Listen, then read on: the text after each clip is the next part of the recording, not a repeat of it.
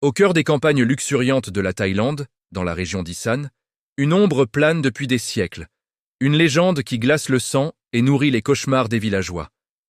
C'est l'histoire de Phi Pop, l'un des fantômes les plus redoutés du folklore thaïlandais. Plus qu'un simple esprit, Phi Pop est une entité cannibale, une force malveillante qui possède les vivants pour assouvir sa faim insatiable d'entrailles humaines et animales. Aujourd'hui, nous allons plonger dans les origines de cette créature terrifiante. On remontera le fil du temps, à travers les contes et les témoignages, pour comprendre comment ce mythe s'est construit et a évolué. Oubliez les jumpscares des films d'horreur modernes. La peur que suscite Phi Pop est bien plus profonde, ancrée dans la culture, la religion et les tensions sociales de la Thaïlande rurale. Notre histoire commence bien avant que le nom de Phi Pop ne soit murmuré avec effroi. Dans les anciennes croyances animistes, bien avant l'arrivée du bouddhisme, les gens croyaient en une multitude d'esprits, les Phi, qui habitaient les arbres, les rivières et les rizières.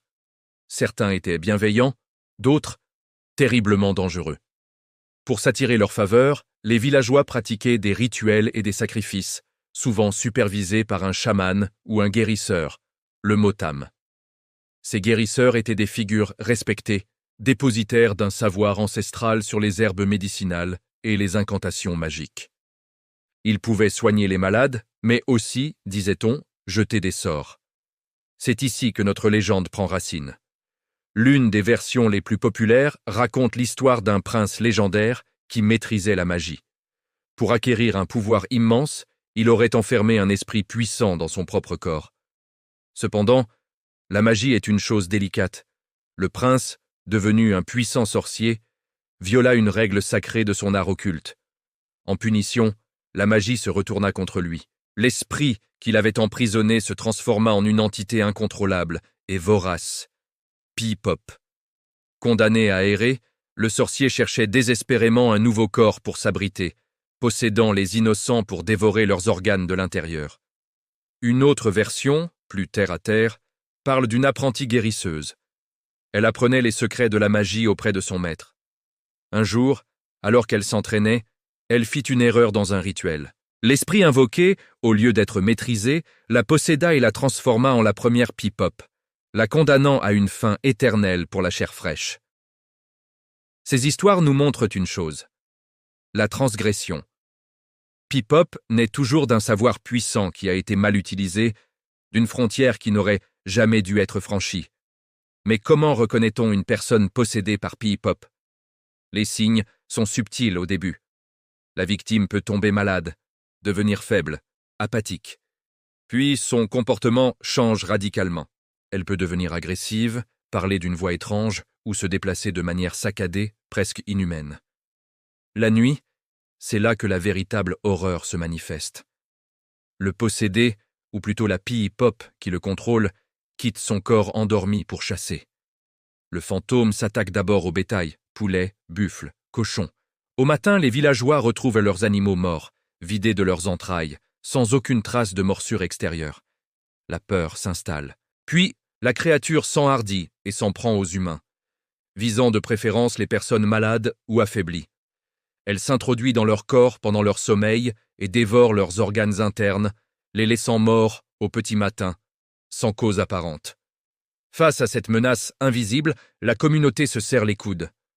On fait appel à un exorciste, un spécialiste des rituels, souvent appelé Mopi. Ce dernier organise une cérémonie pour démasquer la sorcière ou le sorcier qui abrite la Phi Pop. Le rituel est un véritable spectacle, impliquant souvent de la musique, des danses et des incantations. Les villageois se rassemblent et la tension est palpable. L'exorciste va interroger les esprits, utiliser des objets sacrés pour forcer la Phi Pop à se révéler. Sous la pression du rituel, une personne de l'assemblée, généralement une femme, peut entrer en transe. Elle se met alors à crier, à se contorsionner, avouant être la Phi Pop. Elle va alors nommer son maître, la personne qui lui a transmis le mal. Parfois, cet aveu est suffisant. La personne identifiée comme la sorcière est alors bannie du village, une sentence souvent équivalente à la mort à cette époque. Cependant, il faut comprendre le contexte social derrière ces chasses aux sorcières.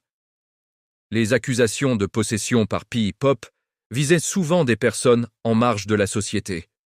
Des femmes âgées et isolées, des veuves sans protection, ou des individus considérés comme étranges.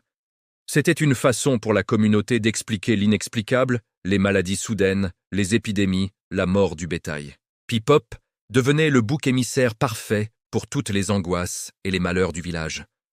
La peur de Pipop était si réelle qu'elle a conduit à de véritables drames.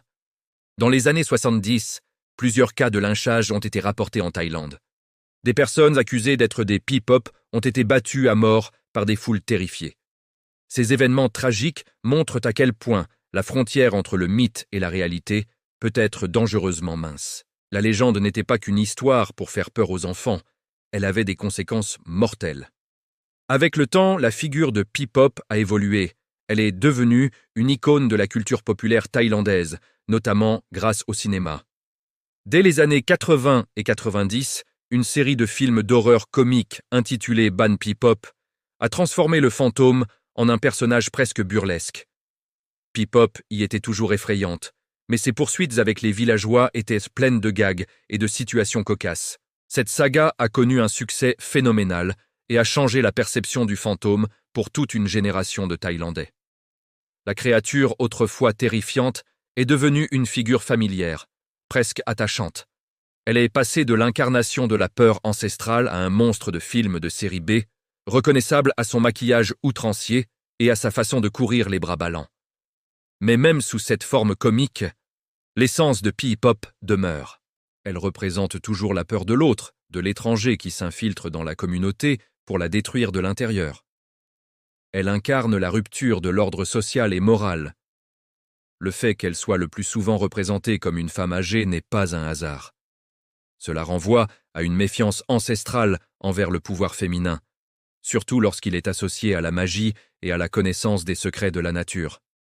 Aujourd'hui, en Thaïlande, la croyance en Pipop est moins répandue dans les grandes villes, mais elle persiste dans les campagnes. Quand une maladie étrange frappe un village ou que le bétail meurt mystérieusement, le nom de Pipop est encore murmuré. Des exorcismes, bien que plus rares, sont encore pratiqués. La légende est un prisme à travers lequel on peut lire l'histoire sociale de la Thaïlande, ses peurs, ses croyances et ses transformations. De l'esprit animiste des forêts anciennes à la star de comédie d'horreur, Pipop a traversé les âges. Elle nous rappelle que les monstres ne sont pas toujours des créatures imaginaires. Parfois, ils sont le reflet de nos propres peurs. La peur de la maladie, de la mort, de l'inconnu, et surtout, la peur de ce que nos propres voisins pourraient cacher derrière leur sourire. L'histoire de Pipop est une fenêtre fascinante sur l'âme thaïlandaise. Un conte qui continue de se réinventer tout en gardant sa puissance évocatrice. C'est une légende qui nous montre que, même à l'ère de la technologie, les vieux fantômes ont encore beaucoup de choses à nous apprendre sur nous-mêmes.